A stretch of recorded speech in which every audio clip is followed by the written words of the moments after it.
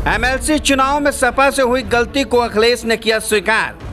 खुद बोले, हाँ हमारे कार्यालय से बहुत बड़ी चूक हुई। कीर्ति कोल की कम उम्र की वजह से खारिज हुआ था नामांकन। जरा सी चूक से रोमांचक मुकाबले से दूर हो गई थी समाजवादी पार्टी। उत्तर प्रदेश में विधानसभा परिषद चुनाव में सपा प्रत्याशी को लेकर अब अखिलेश यादव ने खुद बयान दिया है। उन्होंने पार्टी की प्रत्याशी की कम उम्र को लेकर अपनी गलती स्वीकार की है। विधान परिषद की 2 सीटों के लिए बीजेपी ने 2 उम्मीदवारों को मैदान में उतारा था, लेकिन समाजवादी पार्टी ने तीसरा उम्मीदवार उतार दिया, जिसकी वजह से मुकाबला रोमांचक होने की उम्मीद थी।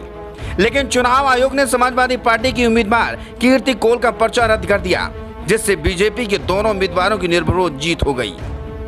इसके बाद समाजवादी पार्टी के नेताओं ने बीजेपी पर आरोप लगाया था कि बीजेपी ने पर्चा रद्द करवाया है, लेकिन अब समाजवादी पार्टी के मुखिया अखिलेश यादव ने पहली बार इस मुद्दे पर खुलकर बोला है।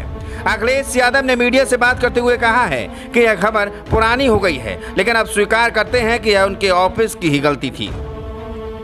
बता दें कि विधान परिषद उपचुनाव के लिए बीजेपी ने धर्मेंद्र सिंह सेंधवार और निर्मला पासवान को उम्मीदवार बनाया था। वहीं समाजवादी पार्टी ने आदिवासी समाज की महिला नेता कीर्ति कोल को उम्मीदवार बनाया था। सपा उम्मीदवार के मैदान में न होने के कारण बीजेपी के उम्मीदवारों की निर्विरोध जीत हो गई। विधान परिषद चुनाव लड़ने के लिए न्यूनतम उम्र 30 वर्ष होनी चाहिए, लेकिन कीर्ति कोल ने अपनी उम्र नामांकन में 28 वर्ष दिखाई थी। उम्र कम होने की वजह से सपा उम्मीदवार कीर्ति पटेल का नामांकन रद्द हो गया था। कीर्ति कोल ने सोमवार यानी 1 अगस्त को नामांकन भरा था, लेकिन 2 अगस्त को उनका पर्चा रद्द हो गया था।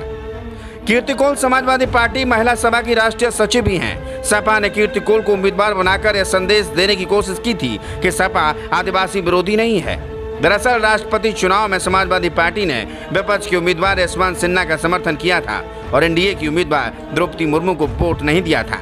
इस कारण समाजवादी पार्टी पर उनके विरोधी दल आदिवासी विरोधी होने का आरोप लगा रहे थे।